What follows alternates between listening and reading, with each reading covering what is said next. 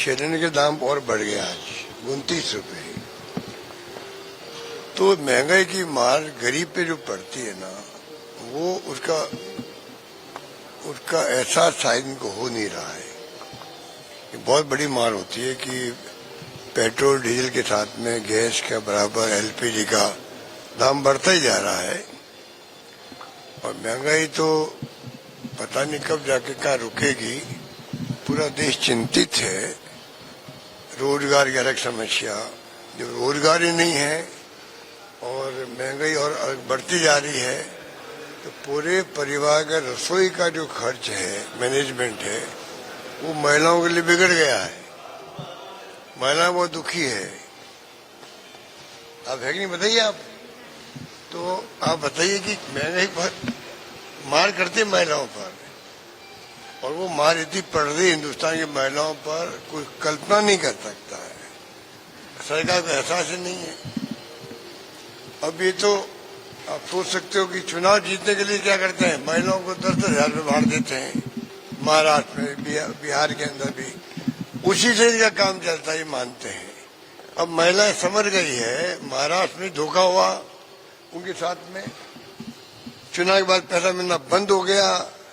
आप तो एलिजिबल नहीं हो, उससे पहले सबको दे दिया, फिर एलिजिबल नहीं हो। बिहार में धोखा दिया इन्होंने, चुनाव के पहले दे देते पैसा, खाते में डाल देते। चुनाव चल रहा है, पोलिंग हो रही है, पैसा बट रहा है, कहाँ डेमोक्रेसी है? तो ये जो इनके अप्रोच है बहुत खतरनाक अप्रोच है। महिलाओं को धोखा भी देते हैं, चुनाव के बाद में मिलता नहीं पैसा। राजस्थान में ये ऐसी स्कीम बनाएंगे चुनाव जीतने के लिए, क्योंकि इनकी हालत बहुत खराब है राजस्थान के अंदर। ये चाहेंगे किस प्रकार चुनाव के पहले महिलाओं को उनको लालच दें। अब महिलाएं राजस्थान की समझ चुकी पहले से ही कि बिहार को लेकर सुन रही हो, महाराष्ट्र को लेकर सुन रही है, क्या क्या झूठ बोला गया, चुनाव के पहले कैसे पैसे बांटे गए, चुनाव के बाद में अधिकार महिलाओं के पहले रोक दिए गए कि आप तो एलिजिबल नहीं हो। तो पहले क्यों नहीं देखा एलिजिबल है कि नहीं है? ये तमाम बातें आपके सामने हैं और ये महंगाई बढ़ाते जा रहे हैं। सब लोग चिंतित हैं और मैं समझता हूँ कि सब्र की सीमा होती है। देखो कब तक सब्र रखेंगे लोग। ग्रेट निकोबार द्वीप को लेकर के राहुल गांधी ने कैंपेन शुरू किया। ग्रेट निकोबार द्वीप को लेकर वो तो मैंने कल वीडियो जारी किया, आप उसको कृपा करके देख लीजिए, उसको सुन लीजिए और काम चला लीजिए। बार बार मैं क्या बोलूं उस पर। पर राहुल गांधी जी ने ग्रेट निकोबार जाकर के पूरे देश को एक संदेश दिया है पर्यावरण को लेकर के, किस प्रकार से लाखों पेड़ काट करके पर्यावरण के संतुलन को बिगाड़ने की साजिश हो रही है केंद्र से बड़े बड़े उद्योगपतियों के लिए। अरे उद्योगपतियों को चाहिए वो भी वहां सब्र रखे, कुछ तो एरिया छोड़े कम से कम। अंडमान निकोबार का एक अलग वो रत्न की तरह है निकोबार, मैंने कल भी कहा आपको, देश के रत्न की तरह वो, उसको बिगाड़ दोगे आप? कहाँ ले आओगे पूरे मुल्क को?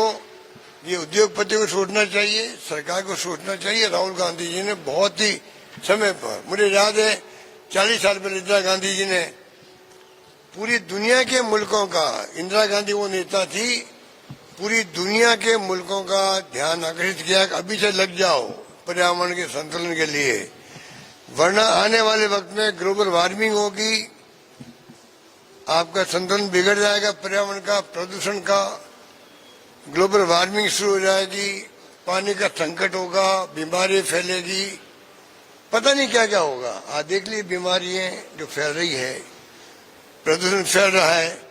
हमारी देश की राजधानी दिल्ली रहने लायक नहीं रहती है।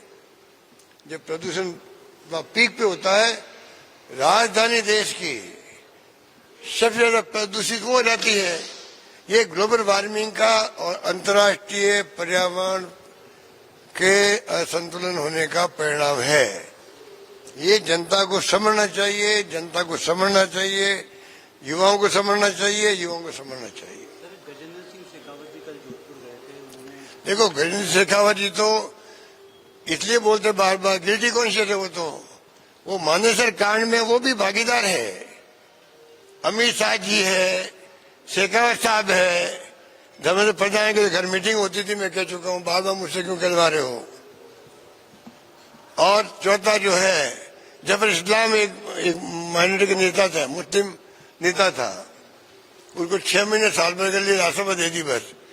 उसने जो सहयोग दिया उस वक्त में भागीदार निभाई, उसको इनाम दिया, 6 महीने के लिए राष्ट्रपति दे दी, बाद में उसको भगा दिया वहां से, पता नहीं वो कहा, मैं जानता भी नहीं हूँ। तो ये मैं सुनता था उस वक्त से ही, सच्चाई है। तो शेखावत साहब तो बार बार बोलते हैं इस प्रकार से, क्योंकि वो तो अपना जो वॉइस टेस्ट देना था उनको एसीपी के अंदर, आज तक नहीं दिया वो वॉइस जो उनकी है टैब के अंदर, बल्कि खिलाफ केस कर दिया हमारे वहां दिल्ली के अंदर। आप बताइए, तो शेखावत तो घबरा हुआ आदमी है, पता नहीं वो कब तक मंत्री रहेगा उसको नहीं मालूम है। उनको चाहिए अपना मंत्री पद बचाए, वो ऐसा नहीं छुट्टी हो जाए वहां पर। उसके जो कारनामे थे वो क्या संजीवनी के, वो आज कोई हाईकोर्ट रिलीफ नहीं मिली उसको। हाईकोर्ट ने तो कहा भाई जब पुलिस बदल गई, सरकार बदल गई, एसओजी ने रिपोर्ट नहीं देती है, केस बनता ही नहीं है। अरे हमने 22 महीने लगाए, हमने 22 महीने लगा के एफएसएल रिपोर्ट होती है उसकी भी, जिसमें अनेकों चार्ट अकाउंटेंट को शामिल करके टेक्निकल रिपोर्ट बनवाई हम लोगों ने, इसलिए उनको अरेस्ट नहीं किया हम लोगों ने। हम गलत काम कभी नहीं करते हैं। वो डर के मारे चले गए हाईकोर्ट के अंदर। हाईकोर्ट में नई सरकार बदलते कह दिया केस बनता ही नहीं है, तो हाईकोर्ट क्या भाई जज के मैं क्या करूं, आपकी पुलिस और एसओजी कह रही केस बनता नहीं तो ठीक है इनको छोड़ो। पर साथ में जब कभी एसओजी चाहे, पुलिस चाहे तो वापिस केस को दर्ज करके लोअर कोर्ट से बात करके परमिशन लेके केस चला सकती है। उनको 4G2 के अंदर 482 वो गए थे अपने केस को क्वैश करने के लिए, क्वैश नहीं किया उनका केस को, वो जनता गुमराह करेंगे मैं बिल्कुल पाक साहब निकल गया हूँ। हाईकोर्ट ने 482 की धारा के अंतर्गत अपने एफआईआर को क्वैश करने गए थे, रद्द करने गए थे, हाईकोर्ट ने मना कर दिया रद्द करने से। इतनी रिलीफ दी है कि पुलिस खुद ही कह रही है मुलजिम नहीं है, तो हम लोग क्या कर सकते हैं। और हाईकोर्ट ने फैसला ठीक किया। हम कोई के पीछे नहीं पड़े हुए हैं, हम कोई भड़का नहीं लोगों तुम जाओ सुप्रीम कोर्ट जाओ, उसका वो फायदा उठा रहे हैं। हमारे नेचर में नहीं है ये। हमारे जगह वो होते ऐसा तमाशा करते, पता नहीं क्या क्या करते, सुप्रीम कोर्ट जाओ, पता नहीं क्या डबल बेंच में जाओ। हम कुछ नहीं कर रहे, हम देखते जनता बेहद दुखी है, उनमें से लोग आगे आए तो ज्यादा बेटर रहेगा, वरना फिर कहीं राजनीति कर रहे हैं। हम राजनीति नहीं करना चाहते, हम तो उनको कहते हैं हमसे बात करो, हम दोनों मिलकर के, अगर आप में ईमानदारी है, आप बिल्कुल पाक साफ हो, कोई बेईमानी आपने नहीं करी है, हालांकि सब चेक पेमेंट है उनको खुद के लेने के देने के, फिर भी अगर मान लो वो कोई बात अपनी कहना चाहते हैं तो कहो, हम दोनों मिलकर के। मैं अपनी सेवा देने को तैयार हूँ, क्योंकि इतने गरीब लोग हैं, अधिकांश राजपूत लोग भी है, इनको परवाह नहीं है। 1 करोड़ किसे कहते हैं, 50 लाख 25 लाख तो मामूली बात है, डूब गए लोग पैसा। अब बेचारे थक गए, वो लोग भी थक गए हैं, बैठे घरों में बैठे हैं। इनको चाहिए अगर इनमें ईमानदारी है, नैतिकता है, केंद्रीय मंत्री बहुत बड़ी पोस्ट होती है, आप वहां पे विराजमान हो, कृपा करके आप आगे आओ, मुझसे बात नहीं करो तो और किसी से बात करो। हम सब मिलकर कैसे उनको रिलीफ दिलाएं, उसमें केंद्र के पास जाए, प्रधानमंत्री से मिले, अमित शाह जी कोऑपरेटिव मिनिस्टर भी हैं, उनसे मिले हम लोग, और बेचारे गरीबों को कम से कम उनका मूल तो मिल जाए, ब्याज आए भाड़ के अंदर। वो कह रहे मूल दिलवा दीजिए, उस पर सहयोग ही नहीं करें लोग। बार बार मानेसर को लेकर के ये तंज कसते हैं हमारे पर, ये हमारे घर का मामला है, वो हम निपटते रहेंगे आपस के अंदर, चाहे पायलट साहब हो, चाहे दोतासा जी हो, चाहे वो जूली साहब हो, चाहे सीपी जोशी साहब हो, चाहे भवन जितेंद्र सिंह जी हो, जो भी नेता हमारे हैं, नेता कई हमारे तो पूर्व पीसी अध्यक्ष हमारे चंद्रमान जी भी हैं, डॉक्टर बी.डी. कल्ला जी भी हैं, जितने नेता हम हैं आपस में हम बात कर लेंगे और कोई गलतफहमी दूर कर लेंगे। सच्चाई का विकल्प होता नहीं है, सच्चाई मैंने अपनी रख दी है सामने और आगे भी रख देंगे साथ में। और बार बार कहते हैं कि 25 सितंबर को क्या हुआ, हाईकमांड के खिलाफ में रिवोल्ट कभी नहीं कर सकती। राजस्थानी कांग्रेस जो है, इतिहास गवाह है कि इंदिरा गांधी की कांग्रेस बनी थी 1 जनवरी 1978 को। तब भी जो है इंदिरा जी सबसे पहले 1 जनवरी 78 को बनी और 15 दिन बाद में सबसे पहले जयपुर आई थी वो। हम लोग मौजूद थे, जेल गए हुए थे हम लोग सब, जेल यात्री थे हम लोग सब, इंदिरा जी के जेल गए थे।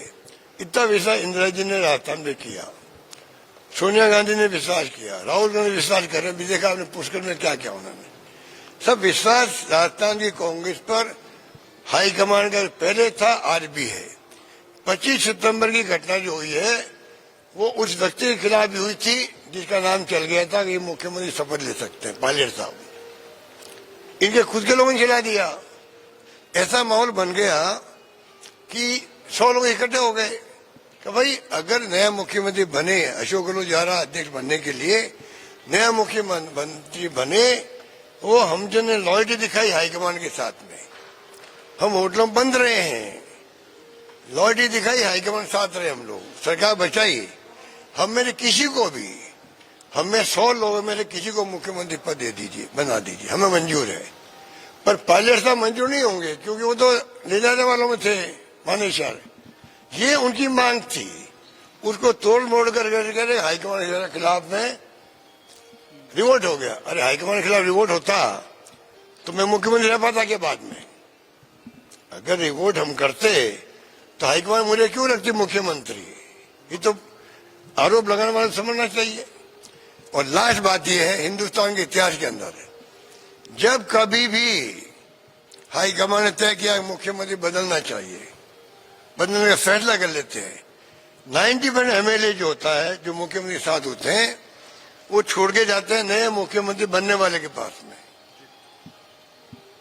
नए मुख्यमंत्री पास जाते हैं कि भाई कल बनने वाला, शपथ लेगा 5 दिन बाद में, 2 दिन बाद में, और इन्हीं को जो है हमें मंत्री बनना है इनके साथ में। हमारे काम तो नए मुख्यमंत्री से बढ़ेंगे। तो पुराने मुख्यमंत्री अमरिंदर सिंह जी कैप्टन साहब हो, चाहे वो XYZ कोई हो, जो मुख्यमंत्री हटाने का फैसला हाईकमान ने किया है, 90% विधायक छोड़ के जाते हैं उनके पास जाते। ये तो मैंने देखा है, कोई नहीं रुकता है। क्या कारण था उस दिन कि नए मुख्यमंत्री का नाम चल पड़ा, चला दिया, खुद ने चला दिया, उनके दोस्तों ने चला दिया, उसके बाद में उनके पास नहीं गए, उनके पास नहीं गए। क्यों नहीं गए भाई? वो तो शपथ लेने वाले थे, मान लो, जाते उनके पास में। ये बात सचिन पायलट जी को भी समझनी चाहिए। अब वो उनको भी 15-20 साल हो गए राजनीति करते हुए, MP बने हुए, वो भी मतलब अनुभव प्राप्त कर चुके हैं। हम सब कोई उनके दुश्मन नहीं है कोई भी, हम तो स्नेह रखते हैं बचपन से ही। हम तो बचपन से ही इनके परिवार में आते जाते थे। जब MP गए तो वैभव हो चाहे ये हो, 2-3 साल के बच्चे की तरह थे ये। हम तो बच्चे की तरह मानते हैं आज भी उनको। अब उसके बाद में अगर वो राजनीति में पता नहीं कौन गाइड करा, एक तो जो मीडिया जो है वो सच्चाई पे उनका सपोर्ट करे, मुझे खुशी होगी। मुझे भी सपोर्ट किया, बचपन से मीडिया ने मेरे को सपोर्ट किया। मैं मीडिया फ्रेंडली कहलाता हूँ। मीडिया ने भी हमारे साथ चाय पी होगी तो पेमेंट खुद ने किया होगा, मीडिया वालों ने, ऐसे समय हमने रखे हैं। पर हमने कभी नहीं कहा कि तुम अनफ्रंट ऐसी बातें करो जिससे मेरी खुद की इमेज पे लोग हंसे। कभी उसको बना देते प्राइम मिनिस्टर, बना देते उनको, पायलट साहब को, ये प्राइम मिनिस्टर के उम्मीदवार है। कभी कहते हैं कांग्रेस प्रेसिडेंट के उम्मीदवार है, कभी कहते हैं ये कांग्रेस वर्किंग प्रेसिडेंट बनने जा रहा है, कभी कहते GSO बनने जा रहा है, और कभी कहते PCA बनने जा रहा है। तो क्यों पायलट साहब के पीछे पड़े हुए वालों, तुम लोग जितने मीडिया वाले हो, तुम लोग पीछे पड़े हुए। तुम लोग जो है दिल्ली में, चाहे मेन स्ट्रीम मीडिया हो और चाहे वो आपका सोशल मीडिया हो, सोशल मीडिया के मैं सलाम करता हूं उनको। इस संकट की घड़ी में जो भूमिका सोशल मीडिया निभा रहा है, उनको मैं सलाम करता हूं। डेमोक्रेसी खतरे में है, उस रक्षा करने का काम की बड़ी भूमिका किसी की है तो मेन स्ट्रीम मीडिया की नहीं है, सोशल मीडिया की है। पर उनके अंदर जो बैठे हुए लोग हैं, जमीनी हकीकत उनको नहीं मालूम है, वो नई नई स्टोरी चलाते रहते हैं, कोई फायदा नहीं है। सबसे बड़ा नुकसान जो कर रहा है पायलट साहब का, वो मीडिया कर रहा है जो आउट ऑफ वे झूठी खबरें चला करके, झूठे पोस्ट दे करके, ये इसके लायक है। एक पत्रकार ने लिख दिया कि सोनिया गांधी राहुल गांधी को क्यों बेटा मानती है, सचिन पायलट को बेटा क्यों नहीं मान लेती है। ये पत्रकारिता है क्या इनकी? ये पत्रकारिता इनकी? तो आप कल्पना कीजिए कि कहां ले जा रहे देश को मीडिया वाले भी। इसलिए मैं कहना चाहूंगा पायलट साहब भी कोई, उनको सच्चाई स्वीकार करनी चाहिए। गलती इंसान से होती है, गलती इंसान से होती है, मैं भी कर सकता हूं। उन्होंने गलती कर दी, स्वीकार कर लेना चाहिए। मैंने बाहर निकलते ही जैसलमेर के होटल से जब तय हो गया भाई ये लोग भी आ रहे हैं, आते ही मैंने बाहर आप लोगों को स्टेटमेंट दिया, फॉरगेट एंड फॉरगिव। अगर मेरी भावना सचिन पायलट समझ जाते उस दिन, वो भी फॉरगेट एंड फॉरगिव करते। मैंने उसको ये नहीं कहा कि मेरी गलती नहीं, उसकी गलती थी। मैंने कहा फॉरगेट एंड फॉरगिव मतलब जितनी ही गलती हमने करी आपस के अंदर सब भूल और माफ करो। अब वो बात भी अगर समझ में नहीं आई उनको, उसमें मेरा क्या कसूर है? हम आदमी मिलते हैं, हंसी मजाक भी करते हैं, बातचीत भी करते हैं, हमारी कोई अपन दिक्कत नहीं है। सच्चाई को स्वीकार उन्होंने करना सीखा नहीं, उसके कारण ये इश्यू अभी तक बना हुआ है। मैंने बीकानेर में कहा 6 महीने पहले, भूलो इसको, आपको मानस को भूलो। क्या मेरे मानस से भूलने की बात करने के बाद में क्या कोई स्टेटमेंट आया? ऐसा इशारों में आया क्या कि भाई चलो इश्यू खत्म हो गया? क्योंकि उनके एडवाइजर ऐसे ही होंगे, उनके एडवाइजर ऐसे ही दिखते हैं। इस कारण से इश्यू बना हुआ रहता है। हम नहीं चाहते इश्यू बना रहे, जो हो गया हो गया। गलती इंसान से होती है, पर जब तक कोई गलती को स्वीकार नहीं करे तो भाई आप बयान तो इश्यू भी बना रहता है। मैं नहीं चाहता इश्यू बना रही है। हम चाहते हैं कि आज कांग्रेस पार्टी संकट में है, देश के अंदर देश खुद संकट में है, और देश को बचा सकता है तो वो सिर्फ कांग्रेस बचा सकती है। ये गांधी जी के सानिध्य वाली पार्टी है। पंडित नेहरू हो, मौलाना आजाद हो, सरदार पटेल हो, उसके नेता थे हमारे। उन्होंने कैसे पार्टी को, देश को आजाद करवाया है? हम भूल सकते हैं क्या? जेलों में बंद रहे थे 10 साल तक, इन्होंने उंगली नहीं कटाई। हमारे आरएसएस बीजेपी वालों आजाद कर रहे हैं वो लोग। ये देश को तोड़ देंगे लोग, ये ऐसे खतरनाक लोग हैं। हिंदू मुस्लिम करते करते पता नहीं देश को कहां ले जाएंगे। लड़ाई में सबको मिलकर लड़नी है, पायलट साहब हो चाहे मैं हूं चाहे कोई नेता है। अगर हमें ईमानदारी है कांग्रेस में रहने की, हम चाहते कांग्रेस के लिए जान लगा दे, क्यों कांग्रेस ने हम सबको दिया है। उनको केंद्रीय मंत्री बनाया, मैंने उनको केंद्रीय मंत्री बनाने में मदद करी। उन्होंने अपनी जवान में कभी नहीं कहा, इस बात की मुझे शिकायत भी है। उनको मालूम है कि मैंने उनकी मदद करी। उनका फोन आया तो मैंने कहा मैंने आपके लिए बात कर ली है, आप मंत्री बन जाओगे। उन्होंने ये बात जवान नहीं कही, दुख तो होता हम लोगों को भी। भाई अगर वो अपने दोस्तों भी कहते हैं हाँ भाई अशोक गहलोत ने मेरी मदद भी करी थी, तो मेरा दिल बढ़ जाता। क्यों नहीं कही उन्होंने, क्यों नहीं ये बात कही? जब मुझसे वो फोन कर रहे हैं, रिक्वेस्ट कर रहे हैं मेरे मंत्री बनाने में मदद करो, और मैं मदद करके आ गया, तो क्या उनका धर्म नहीं था आगे कहने का कि भाई देखो मतलब अशोक गहलोत ने मेरी मदद भी की, ठीक है, आज हमारी गलतफहमी हो गई आपस में, कुछ तो कहते वो। ये बातें नहीं कही, उसके कारण से आज सब कुछ बातें आगे बढ़ रही है। दुनिया में सच्चाई का कोई विकल्प नहीं है। सुन लो, गांधी जी ने कहा the truth is God, God is truth. सत्य भगवान ईश्वर है, ईश्वर ही सत्य है। हम तो इस पे चलते हैं। और पायलट साहब हो चाहे कोई नेता हो, पीसीसी अध्यक्ष हो चाहे नेता प्रतिपक्ष हो, धोताचारी हो और नेता हो, सबको हम तो यही कहें भाई सबके मिलकर चलो। राजस्थानी कांग्रेस का मान सम्मान हाईकमान राहुल जी के दिमाग में ऐसा है जो विश्वास नहीं कर सकता। बार बार वो कह भी चुके हैं। अभी पीसीसी प्रेसिडेंट की और जूली साहब तारीफ करके गए कि जुगल जोड़ी बनी रहे आपकी, अच्छा काम आप कर रहे हो। इससे बड़ा कॉम्प्लीमेंट क्या होगा? अगर कोई कह दे इससे बड़ा कॉम्प्लीमेंट क्या होगा? सर आपकी तारीफ भी की थी। मेरी तारीफ तो वो मेडिकल की हमने दवाएं फ्री करी थी 10 साल पहले, तब भी तारीफ करते थे हिंदुस्तान भर में। मैं तो लकी आदमी हूँ, मुझे सब कुछ मिल गया। मैं अति संतुष्ट पॉलिटिशियन हूँ देश का। अब मैं पद के पीछे नहीं हूँ। कोई पद जबरदस्ती आगे मुझे में पड़ जाता की बात है। देखो मैं कोई पद के लिए नहीं हूँ भाई, पद के लिए मैं ये करूँ वो करूँ, कुछ नहीं करना मुझे। 3 बार मुख्यमंत्री कम नहीं होता। देखो ये तो हमारे नेता लोग समझ नहीं पा रहे मेरी भावनाओं को। मैंने कहा लाइन मेरे से बड़ी खींचो, तुम मेरी लाइन को मिटाओ मत, मेरे से बड़ी लाइन खींचो। कौन मुख्यमंत्री बनेगा नहीं बनेगा किसी को नहीं मालूम है। हम चाहते हैं कि सब मिलके चलते रहो। अभी संकट में कह रहा हूँ, देश संकट में है, तो क्यों नहीं तुम आगे आकर के हम सब मिलकर के देश की रक्षा करें। कांग्रेस का औरा जो राजस्थान में है, हिंदुस्तान में जो महसूस है, दिल्ली में रैलियां होती है, सबसे अधिक लोग राजस्थान जाते हैं। हाईकमान इस बात को जानता है, 20-25 साल मैं देख रहा हूं। इसलिए कृपा करके सब मतभेद भूलो, सब एक हो जाओ और इस मीडिया वालों को मेजर क्या, वो मीडिया जो मुख्य मीडिया है, वो मीडिया जो आपका क्या कहलाता है, गोदी मीडिया। अब गोदी मीडिया का गोदी हटे, ये उन मीडिया को चाहिए कि अब गोदी हटवा दे वो अपना। वो तब हटवा पाएंगे तो ईमानदारी के साथ में सामरिक सरोकार रखेंगे, देश हित में बात करेंगे और सरकार के दबाव में नहीं आएंगे, तो जाकर के ये तुकमा गोदी मीडिया का हटेगा।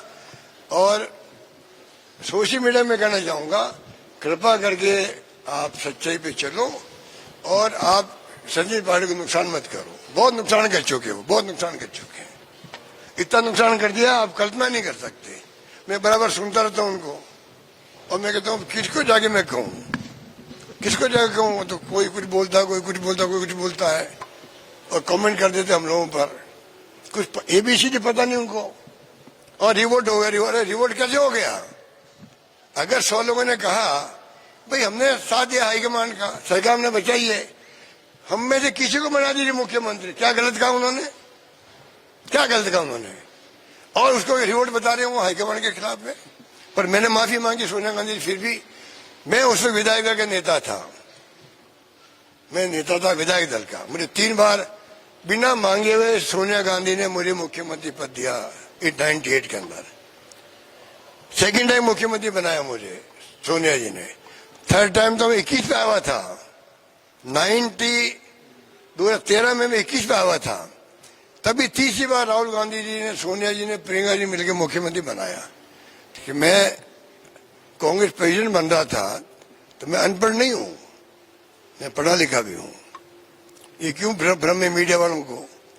और अनपढ़ आदमी होता फिर भी कहते वो अनपढ़ भी कामराज थे, तभी कांग्रेस प्रेसिडेंट थे देश के।